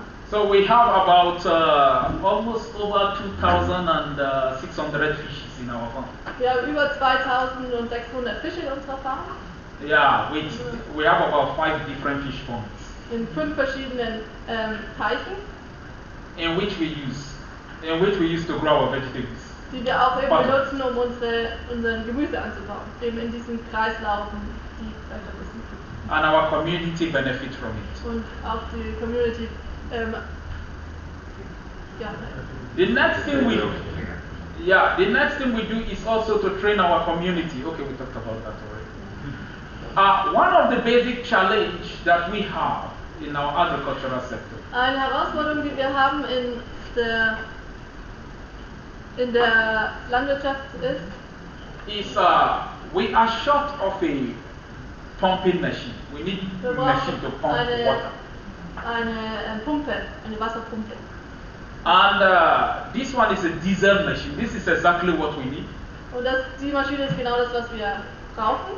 So we are short of pumps Wir brauchen mehr Pumpen, in order to increase our production. um die Produktion zu stärken. So we need something like this Wir brauchen sowas in our farm. in unserer And also the next thing we need, Und das andere, was wir auch noch brauchen, we want to be able to build reservoirs. Because in dry season we need to Reservoirs save our water. bauen, um einfach Wasser zu speichern, vor allem für die trockene Zeit. So we build it by using dam liners, the plastic. Dazu braucht man eben diese Plane, diese Teichplane. So after constructing of the pond, Nachdem man den Teich gebaut hat, so if we can be able to get a dam liner, the plastic is a little bit expensive. There's some for 5 years, there's some for 8 years, there's some that can stay up to 3 years. und es gibt eben auch natürlich verschiedene Qualitäten, die verschiedene Jahre halten, aushalten. 5 Jahre, 8 Jahre, 15 Jahre. So if you ask me that, okay, what is the next thing in the farm? Also wenn du mich fragst, was ist das Nächste, was wir in der Landwirtschaft tun wollen für den nächsten Jahr, I will tell you that we want to construct something like this that is, dann würde ich dir sagen, dass wir sowas wie hier seht, bauen möchten. and also to get a pumping machine. Und eine Wasserpumpe. Because from where the water is to the farm, Also wo das Wasser ist oder unsere Teiche sind, bis zu da, wo die Pflanzen it's sind, about 120 meters. ist 120 Meter. So this machine has a 72 meters head. I don't know if you take that place. It can only push the water up to 72 because we already had one already. So with that 2 machine, they can be able to get the water to the farm. Also wir brauchen eine größere Kapazität, als was wir davor hatten, um einfach das Wasser bis oben hin zu pumpen. So far in the farm is 2 acres. Unsere Landwirtschaft ist 2 Hektar. And we have, if the work is less, we have 11 workers in the farm. Und wir haben die 11 Mitarbeiter in der Farm. But if the work is much, we have 24 workers. Aber wenn viel Arbeit ist, also dann ist es bis zu 24 Leute. Man muss dazu sagen, wir haben keinen Traktor, ne?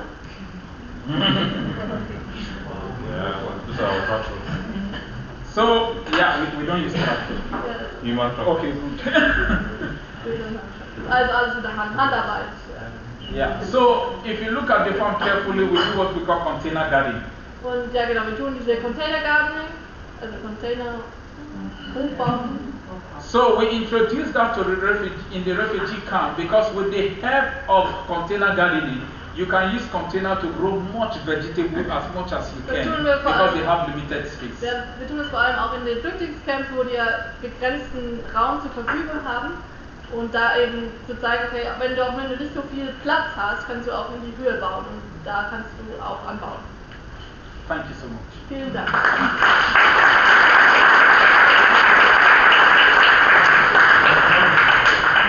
Ja. Eine Frage, was habt ihr für Wasser? Sind es aus Brunnen oder in Wasser? He's asking what kind of water do you have, like from Fresh water, yes. cisterns or Source of water. Yes, our source of water, we have 4 wells and a stream running by. Also wir haben 4 Zisternen, Brunnen und also neben uns läuft auch so ein kleiner Fluss, also es ist kein Fluss und Bach.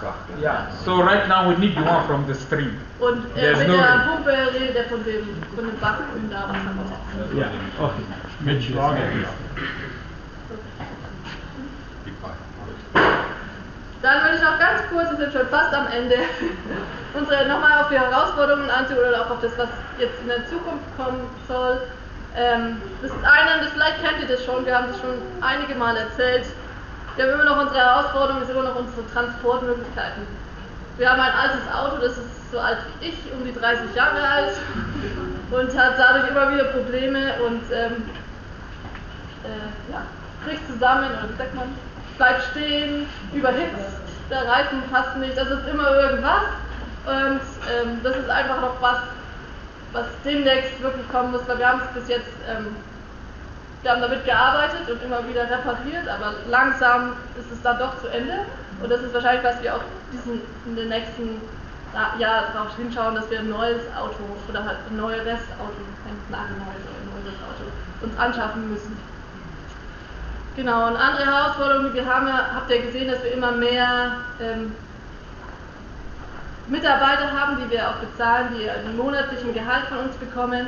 Und es sind ja mittlerweile über 40 Angestellte, die wir monatlich bezahlen. Und dadurch ist natürlich der Betrag, den wir monatlich brauchen, viel höher geworden. Und das ist eine unserer Herausforderungen, wo wir daran arbeiten müssen, dass wir einfach monatliche Spenden, das sind wir am Suchen, das könnt ihr auch gerne weitergeben an Leute, wenn ihr jemand sieht, der was monatlich geben möchte, einfach um da einen Lehrer im Monat zu unterstützen mit, 25 €. Und diese Lehrer, die werden dann wieder bis zu 50 Schüler und Leute weitergeben und in ihrem Leben helfen.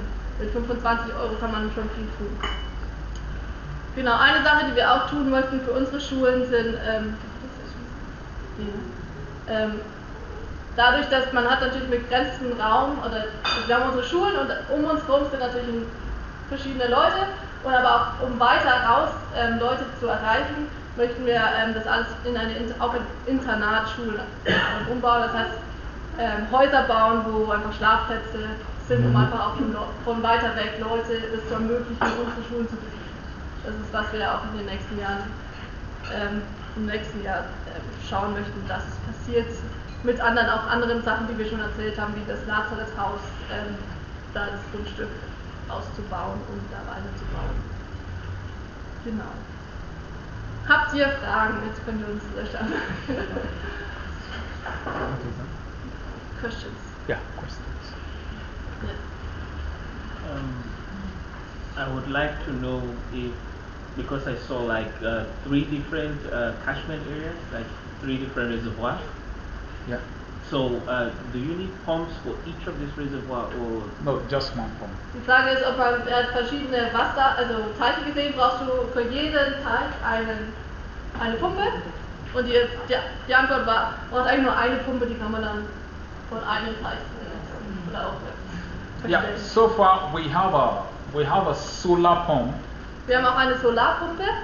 But the solar pump is fixed only in one spot. We can't move it. But this one is mobile. You can move it. Aber die Solarpumpe ist an einem Ort und die kann man auch nicht verstellen. Der Vorteil mit diesem Gerät wäre, dass man es, wie ich gesagt habe, einfach weiter verteilen kann, also bewegen kann. Ja. Ich habe noch mal die Frage bezüglich der Schulen. Gehen die Kinder in die öffentlichen Schulen oder habt ihr eine eigene Schule? Für die Partnerschaften? Für die Kinder. Ja. Wir haben keine eigene Schule für Kinder. Wir haben nur Schulen für Erwachsene eigentlich. Oder halt für,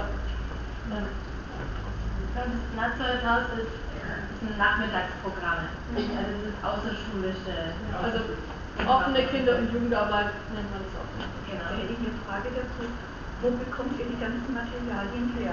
Wenn ich so gerne zeichne, Papier, Stifte, alles. Ist das ein Problem oder ist es einzukaufen für euch? Also man kann es schon einkaufen in der Stadt. Es ist allerdings so, dass die Kinder selbst das nicht zu Hause haben. Also hier hat man ja, jedes Kind hat ja seinen eigenen Papier, seine eigenen Stifte daheim und kann da malen und basteln und zeichnen, wie es möchte. Aber das ist, oder auch Bücher, das ist einfach nicht zu Hause oder in den wenigsten Häusern da. Und das ist einfach das, was wir auch geben möchten. Ja. Allerdings, also manche Sachen haben wir in der Hauptstadt gekauft, die Ansprüche. Und gute Buntstifte, da haben wir so eine Spende aus der Schweiz, glaube ich. Also wenn man Qualitätssachen haben möchte. Ihr habt ja jetzt ganz viele Leute in eurem Programm, die Ausbildung machen, junge, ältere, Landwirtschaft, alles was ihr gezeigt habt. Ich könnte mir vorstellen, dass ihr müsst ja auch eine Auswahl treffen. Wie kommen denn die Leute zu euch? Wer darf für euch eine Ausbildung machen und wie ist euer Auswahlprozess dann?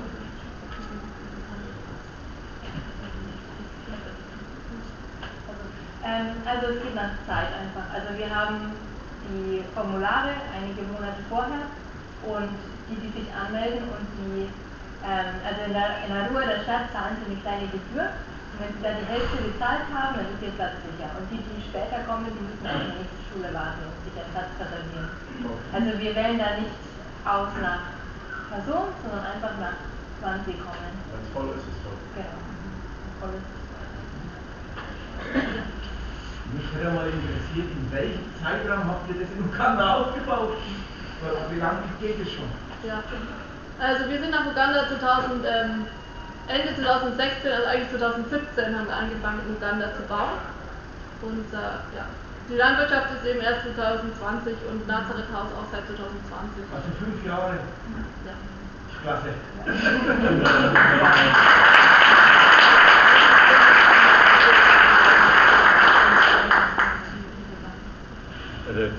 Die Wirtschaftskrise, ich war mit Daniel tanken gestern oder vorgestern und es kostet bei uns 1,90 oder so oder 2 und es kostet 1,50 da und die verdienen viel weniger, muss man vorstellen. Petrol is also very expensive in Uganda. It's also hitting them all the prices at work. Ja. Habt ihr mal ausgerechnet, wie viel Geld ihr für die Pumpe, für die Plane und für das Auto braucht?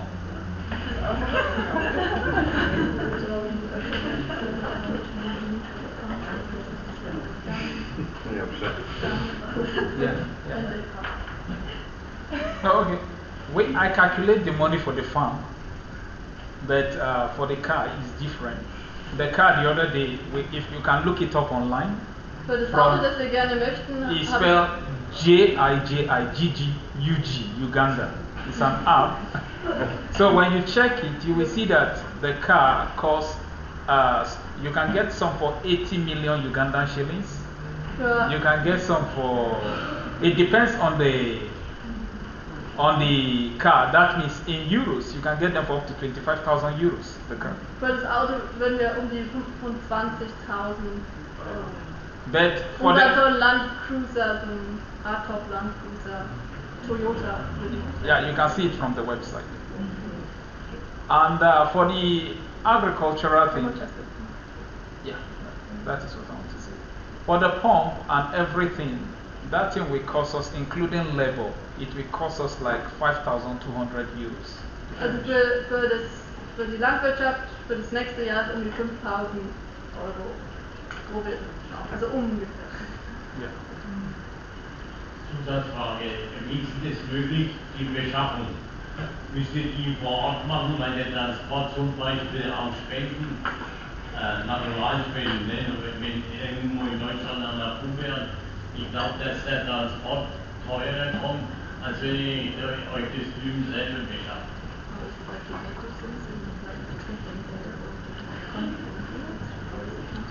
No, you get them from Uganda. Ja, also wir kaufen eigentlich schon. Because we have to einkaufen, weil, wie du gesagt hast, der Transport alleine schon ist ja teuer.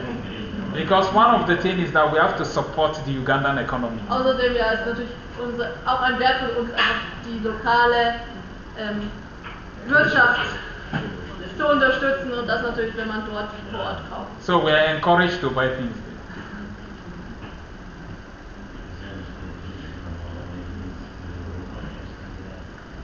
So, yes.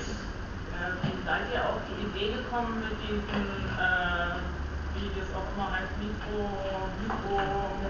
also diese Kreislauf. We have a group, a farmers group. Er ist in einer Landwirtschaftsgruppe, also auch in Uganda. In Uganda. So we stay there for education. Und wir bekommen da eben, wir lernen voneinander. So we interact with teachers from university. All of us, we belong to one WhatsApp group. Das ist eine große WhatsApp-Gruppe mit verschiedenen Lehrern, auch von verschiedenen Landwirtschaftsschulen und verschiedenen Bauern, die einfach in dieser Gruppe sind und wir lernen voneinander. So when I wanted to establish it, und als die Idee mir kam und ich wollte es ausprobieren, I put it on the group. Habe ich in dieser Gruppe gefragt. Then somebody replied me, we can do this. I tell him, come und over. Jemand hat gesagt, okay, ich kann das machen. Und so he came eingeladen zu kommen und das mit uns So he took me to his place to see what he has built. Und erst hat ihn zu seinem Ort gebracht und hat ihm gezeigt, okay, was er aufgebaut hat. Then I came back, I designed my own differently. Und dann bin ich gekommen und habe meine eigenen Ideen auch noch mit reingebracht. But he gave us the idea on how. Aber die Idee kam von dieser Person. Yes. Du hast jetzt, oder ich war schon länger vor dem Problem mit dem Auto da, also ist jetzt nur das Geld das fehlt oder ist das dort auch vielleicht der Markt für den Fahrzeugen dort im Play oder ist das da genug dort? Ja, es ist das Geld. Man braucht ja ein bisschen, um ein Auto zu kaufen.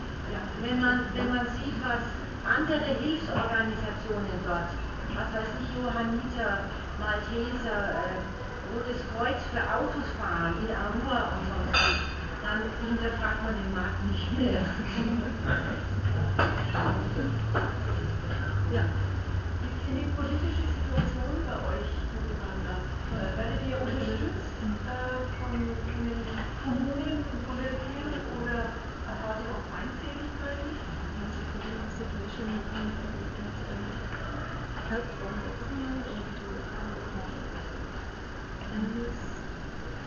No, if you observe in Uganda, the corruption is high. In Uganda ist die Korruption relativ hoch. So you don't expect much from the government. Also erwarten wir nicht sehr viel von der Regierung. Rather, the government wants something from you. Es ist eher so, dass die Regierung von dir noch Sachen will. Yeah. So it's different. So we don't get help from the government. Also wir haben wenig Hilfe von der Regierung. Rather, the government wants to see how much we get and they want to take theirs out. Es ist eher, dass sie sehen wollen, was wir reinbekommen und dann wollen sie auch noch ihren Teil rausgeben. Zusatzfrage, seid ihr weltpolitisch mit der UN vernetzt oder so, weil du vorhin erklärt hast, dass ihr die Lebensmittelpakete von der UN bekommen habt für Flüchtlinge. Und die haben sich immer weiter reduziert. Habe ich das richtig verstanden? Nee, also das ist separat von uns. Also die UN ist da und gibt natürlich den Flüchtlingen die Lebensmittel, die haben mit uns nichts zu tun. Das Einzige, was wir getan hatten, wir hatten mal so also in der Zeit jetzt vor Corona, also es ging eigentlich auch weniger an die Flüchtlinge als an die Leute, also Uganda-Leute, wo wir selber Essen ausgegeben haben. Aber sonst, also das im Flüchtlingscamp mit der Essensversorgung haben wir eigentlich nichts zu tun. Wir sind so weit mit der UN vernetzt, dass in den Flüchtlingslagern, oder es ist eigentlich auch nicht UN, es ist dann auch Uganda-Regierung, wo man halt sich registrieren muss, dass man da ist und was man macht. Und halt, dass man natürlich mit den Regeln, die dort vor Ort sind, sich daran hält.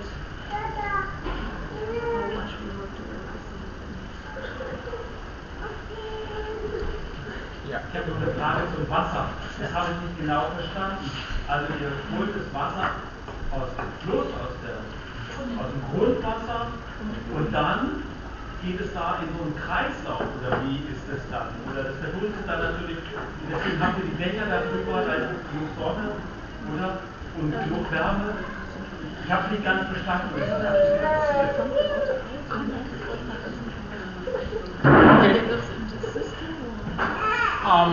We have.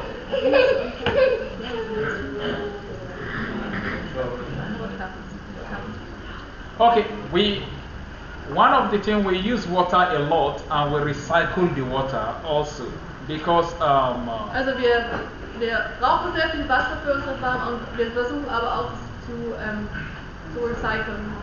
Yeah, we get the water, we put them in tanks and in ponds. Wir versuchen das Wasser eben aus diesem Bach auch rauszubringen in unsere Teiche oder auch wir haben auch Tanks, also große Regenwasser-Auffangbehälter. Because our fish need water. Unsere Fische brauchen Wasser. And also our plant in the dry season. Und unsere Pflanzen brauchen natürlich auch in der Trockenzeit Wasser. Because we farm throughout the year non-stop. Weil wenn du Wasser hast, kannst du durchs ganze Jahr durch anbauen. Du hast eigentlich keine Pause, weil du hast keine Käsezeit. So we have. Das Wasser. Wenn du solange du Wasser hast, kannst du weiter anbauen. So we only have rain for 6 months. Wir haben 6 Monate, wir haben guten Regen. And the other 6 months we have to use those pumps to get the water. Und dann in den anderen 6 Monaten brauchen wir das Wasser aus dem Fluss und to help us farm. Wie ist der Niederschlag in den anderen 6 trockenen Monaten, wo jetzt da gar nichts drin?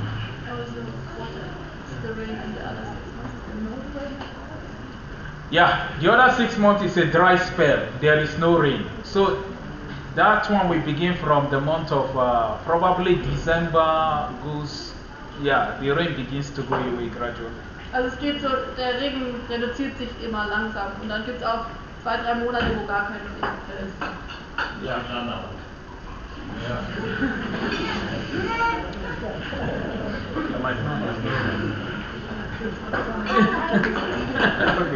Yeah, there's no rain. So in this time that there's no rain, the one you have, you use the sprinkler to pump them out. The rain sprinkler. Das machen wir das gleiche auch wie hier. Die Felder werden ja auch teilweise hier bewässert. Dasselbe passiert auch.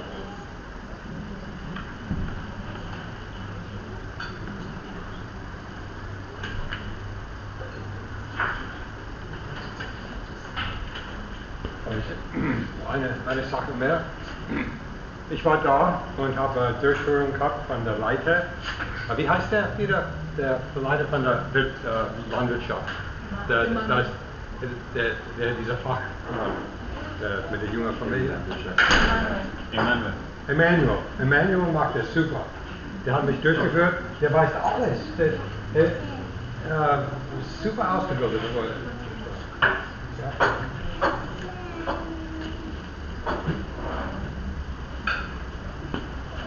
Habt ihr schon mal darüber nachgedacht, als Coaches auch für andere Hilfswerke zu arbeiten oder ans Bundesentwicklungsministerium zu gehen und einfach zu sagen, was ihr erreicht habt, mit welchem Geld in der kurzen Zeit? Das ist ja gigantisch. Ein kleines Curriculum kurz skizziert und dann können die Leute zu euch kommen, da habt ihr vielleicht eine zusätzliche Einnahmequelle. Einfach nur Gedankenanstoß. Da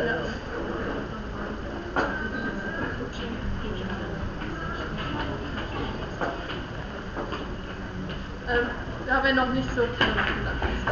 Aber es ist ein neuer Gedankenanstoß. I have another political question. There's a civil war raging now in Congo. It's not far from the border. Is it impacting you? Refugees come from Congo as well?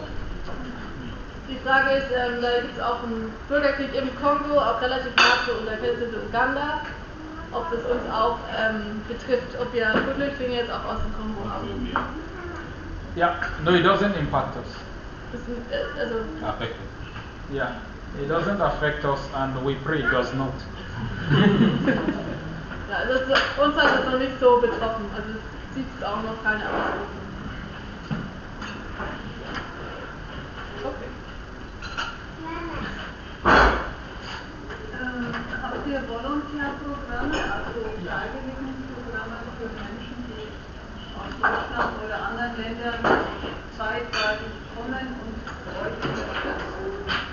Weil auf der Webseite ist da aktuell noch nicht.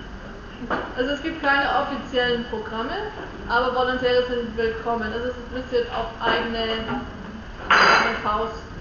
Also wenn jemand sagt, okay, ich hätte Lust, euch zu besuchen, können Sie uns gerne kontaktieren. Und wir hatten auch schon Leute, die für mehrere Monate eben bei uns da waren und mitgearbeitet haben. Also sind willkommen, aber es ist kein Programm. Wir haben auch bisher keinen Platz für ein freiwilliges Haus oder sowas in der Art. Man braucht ja einen Ort, um Kinder zu kriegen. Dieses Jahr kann man dann bei uns privat daheim, aber das kann man auch nicht insgesamt machen. Genau, aber wenn wir mal eben ein Land haben, das ein kleines Haus bauen können, dann aufs Konzert. Habt ihr auch schon Eigengewächse bei euren Ausbildern, dass die bei euch schon angefangen haben zu lernen und dann sind sie jetzt bei euch innerhalb? Ja, genau. Wir haben zum Beispiel Lehrer, genau, die bei uns gelernt haben und dann bei uns eingestiegen sind als Lehrer, um wieder neue Schüler auszubilden. Da haben wir auch teilweise jetzt wieder neu in die investiert und also vor allem jetzt auch in der Corona-Zeit. Schneiderlehrer, wieder, damit sie einfach ihr Wissen auch erweitern können und natürlich damit mehr Wissen weitergeben können.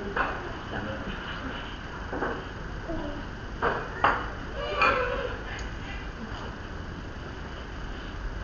Ja. Baut ihr eigentlich auch Kartoffeln an?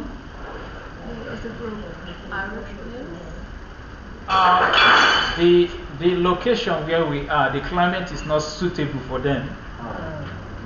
Also das Klima, in dem wir uns befinden, ist nicht so gut für die Kartoffeln. Wir haben aber ganz viele Süßkartoffeln. There are two things we can grow there. That is cauliflower and Irish potato.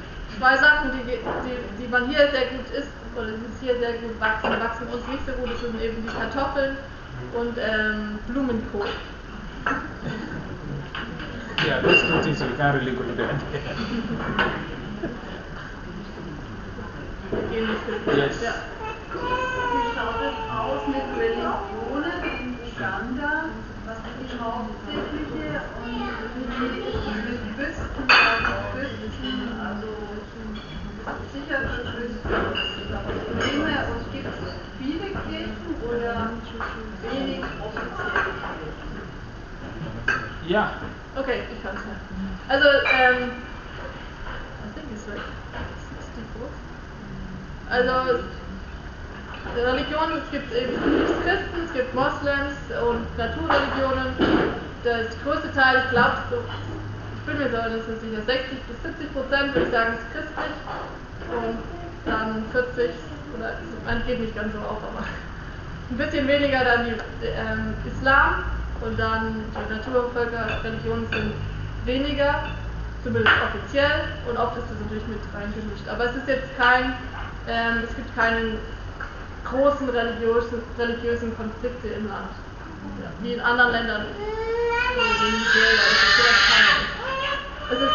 Also Uganda an sich ist ein relativ sicheres Land, was dadurch auch natürlich viele Flüchtlinge hat, weil es ja viele Krisengebiete, Südsudan, Kongo, Ruanda, also alles so drumherum. Und Uganda ist seit längeren, letzten 30 Jahren relativ sicher und ruhig, würde ich sagen.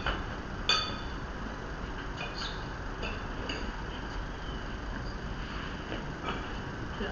Okay. Gibt es noch Fragen oder sollen wir aber weitergehen?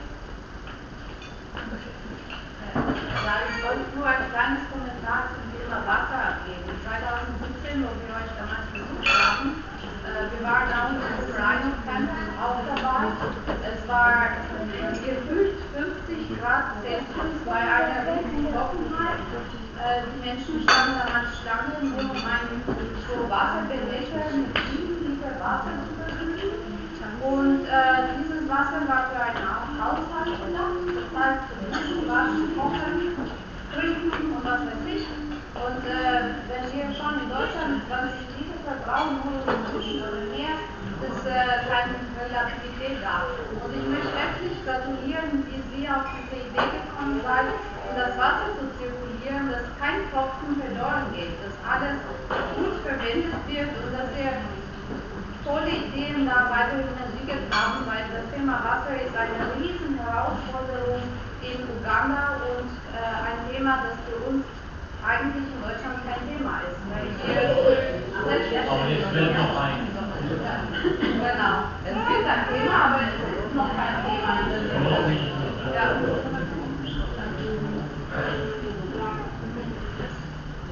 Ich glaube, die Regenmenge, was pro Jahr fällt für Europa, ist ja glaube ich nicht weniger, aber halt wenn es regnet, dann nicht extrem. Das ist halt auch so. Ja, ich meine, Uganda ist natürlich, es ist nicht das trockenste Land selber. Also wenn du jetzt weiter in den Norden von Afrika gehst, das ist viel, viel trockener als jetzt. Uganda ist relativ nah am Äquator, der Äquator geht auch durch Uganda durch. Ich weiß natürlich jetzt nicht die Niederschlagsmengen, aber es ist eben auch eben verteilt. Es gibt halt die Regenzeit, wo viel Wasser kommt und es wird auch viel geregnet und dann gibt es halt die trockenen Monate, wo wenig oder gar kein Regen fällt. Wie ist das? Kommt ihr auch was mit wegen dem Krieg? Die Ukraine-Krieg, zwecks Getreide oder was noch verschiedene Folgen daraus entstehen?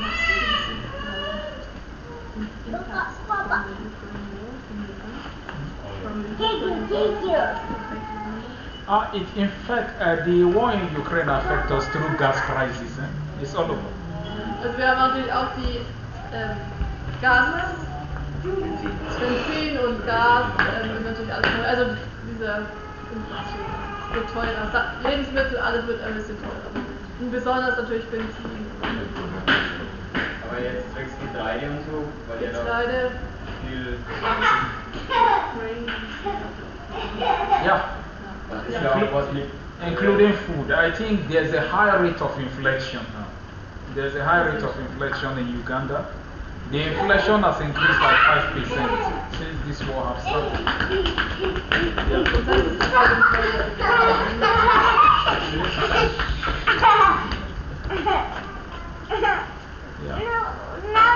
Yes. Also wir nutzen ja für diese Wasserkreisläufe, also Abfalltüten, wenn ich das richtig gesehen habe, als Wasserflaschen und Gartenschläuche und eben natürlich Folien für die Teiche. Gas auch. Ich nehme an, das macht ihr, weil das alles billig ist und das kann dann jeder Flüchtling kann sich Abfalltüten besorgen und kann sich auch wahrscheinlich einen Schlauch besorgen und da Löcher reinfließen und so. Aber Gas hätte, ist das so? Ja, man kann sich das allgemein in Plastikglas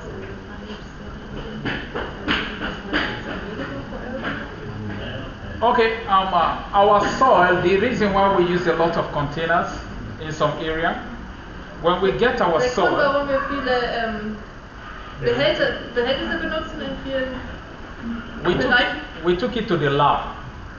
weil wir haben unser Grund, wo wir jetzt drauf sind, ins Labor gebracht. And we discover our soil is acidic. Und dann haben wir festgestellt, dass unser Boden sehr, sehr säurehaltig ist. So the only way to counter it, you need a lot of compost. Und das Einzige, um das zu verbessern, brauchst du ist ganz viel Kompost. So I cannot get compost for 2 acres, so I can get a compost for each container.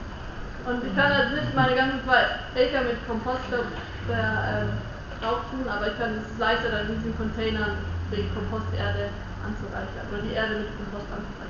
So we get our compost by the chicken poo. Und unser Kompost können wir For the nämlich durch den Mist von den Hühnern und anderen Tieren, Kühe und And also we leave sometimes the fish in the water for like 2, 3, 4 days. The ammonia in the water is very strong. We spray it on the plants. Und auch das Fischwasser ist sehr reich an Nährstoffen. So it makes the vegetable grow very fast and good. Yeah.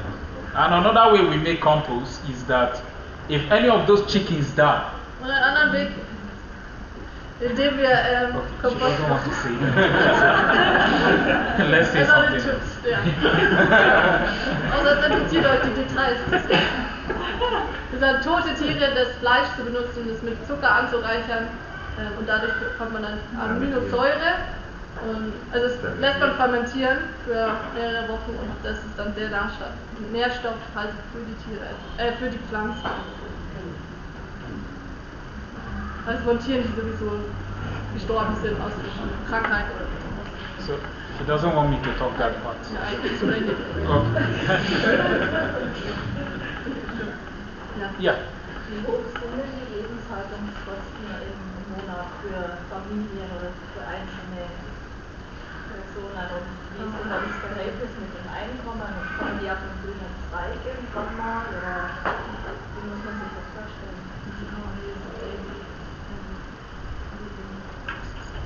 Das in Uganda. Also es ist, es variiert natürlich sehr.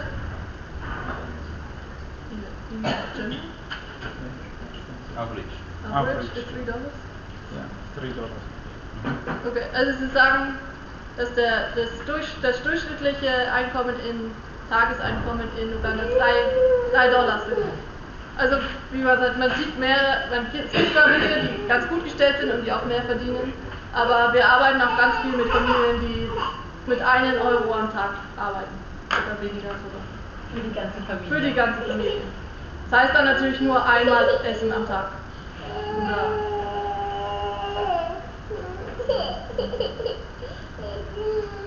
Aber es gibt natürlich Unterschiede auch hier.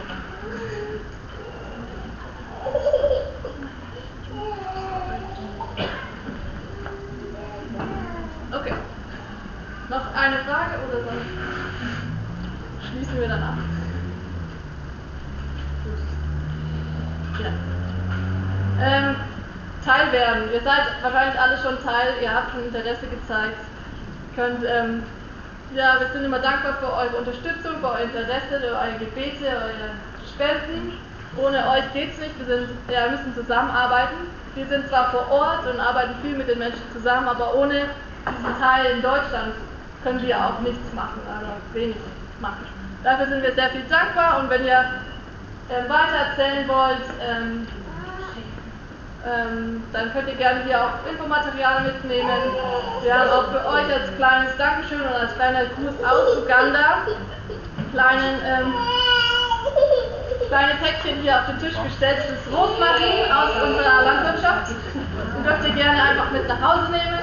Wir haben hier auch noch andere Sachen von unserer Schneiderei und die Kinder, die jungen Mädchen haben so einen Perlenkurs gemacht, dann mit so Taschen hergestellt und andere Sachen. Also könnt ihr euch gerne da anschauen und gegen Spende was mitnehmen. Wir haben auch, mein Bruder hat eine Imkerei und geimpft hat. Wir haben auch Honig, das könnt ihr euch, wenn ihr gerne Honig esst, dürft ihr auch gerne ein Honigglas mitnehmen. Wir kriegen auch eine Spende gegen €4. 4 Euro für ein Glas. Für ein Glas. Wir verkaufen es aber nicht 100% geht an Projekt. Geht in die Arbeit. Das ist eine freiwillige Pflichtspende.